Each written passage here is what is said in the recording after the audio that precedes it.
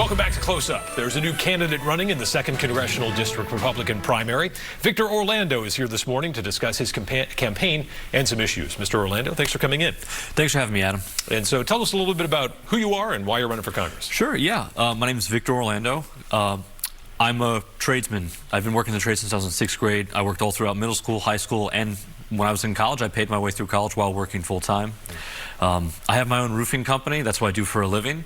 The reason I'm running for Congress is, honestly, I'm tired of seeing us do the same thing over and over again and expect different results. Definition of insanity. Let's get someone who's actually had to work for a living in there, someone who's had to deal with the same issues that our neighbors, our friends, and our families had, and someone who actually cares about doing something. Tell us about some of the top policy issues you're going to be bringing forward in this campaign. Yeah, so the biggest one for me is affordability. And I mean, anyone who's actually works for a living, who's bought groceries any time in the last couple of years knows exactly what I mean. Anyone who's ever had to balance when they order their heating oil because they have to make sure they have enough funds in their account when it shows up, or they have to make sure they have enough money to buy groceries that day, knows what I mean. That's the main thing I'm running on. But I'm also running on our federal deficit stuff. I mean, the government, we don't have money to waste right now. We don't need the government wasting it for us.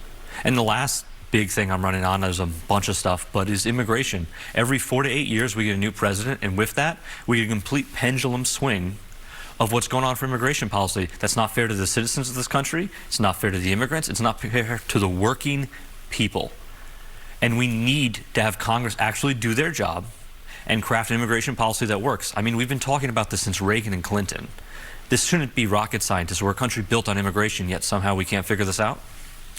Tell us, you know, you bring up the immigration issue. Obviously, the roofing business is one that is associated oftentimes with an undocumented labor force. I'm guessing you wouldn't be sitting here today if that was something you engaged in. But what is your policy on that? How do you navigate that part of the roofing business? Yeah, so we have a lot of people who come here who are willing to work their butt off, who are willing to do whatever they have to survive, to be part of the American dream.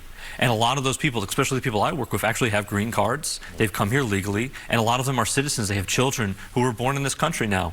And those are the people that we want, the people who want to work, who want to be part of the American culture, who are good, hardworking people. The problem is we have right now, there's bad apples. And that's true with everything. There's bad apples in doctors, there's bad cops, there's bad everything. But we don't fire the police force, we don't close the hospital because there's bad apples. We get rid of the bad apples. And we can't really blame the immigrants too much because we did this to ourselves.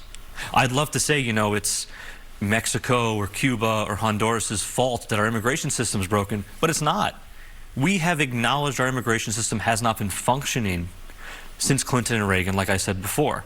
So here's a crazy idea. The legislative branch, Congress, the branch that makes the rules, let's fix it. 90% of the stuff we agree on, 90% of the stuff we agree needs to be fixed. So let's stop banging our heads against the wall and fighting each other and get to work and make this stuff function. Just to be clear, you check your employees for citizenship? I do. Okay. And would you support green legal status? Okay, sorry. I'm sorry, legal status. Would you support, though, a pathway to citizenship for the people who are here illegally?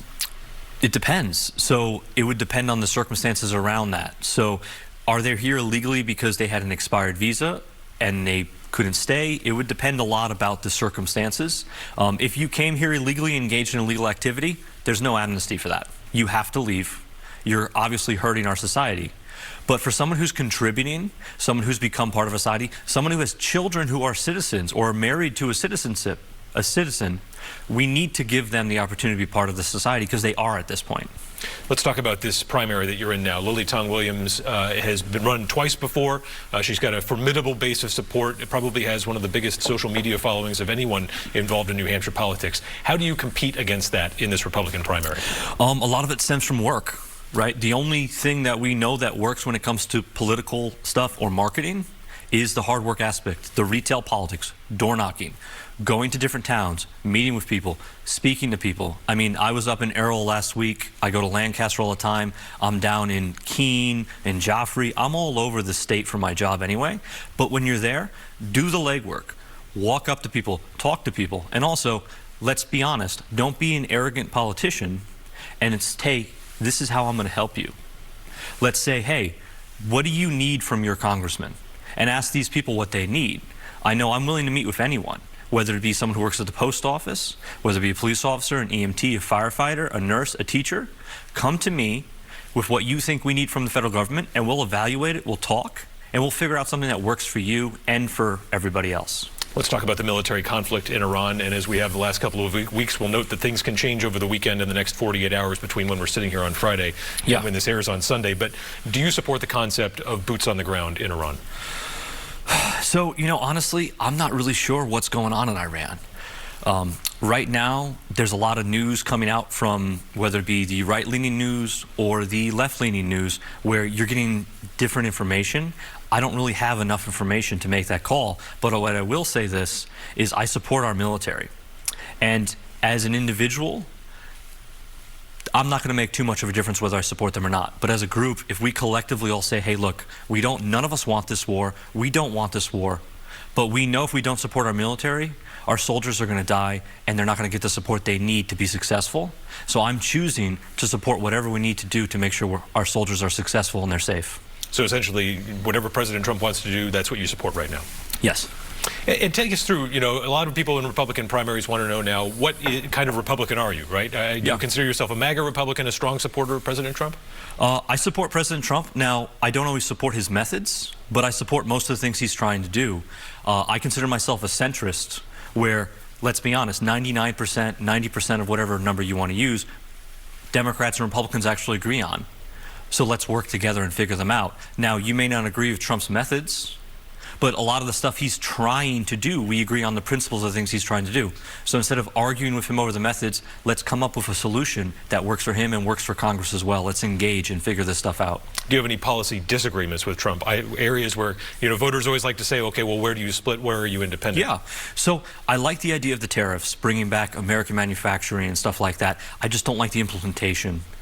If you're going to implement tariffs to bring back American manufacturing, I like a more slow, methodical increase in the tariff amount so you have time for supply chains to adjust and it impacts consumers less. It seems like he's doing it more to balance trade and make trade deals with it right now than that. I don't really like the method he's doing for that. How have you seen it impact your industry in roofing?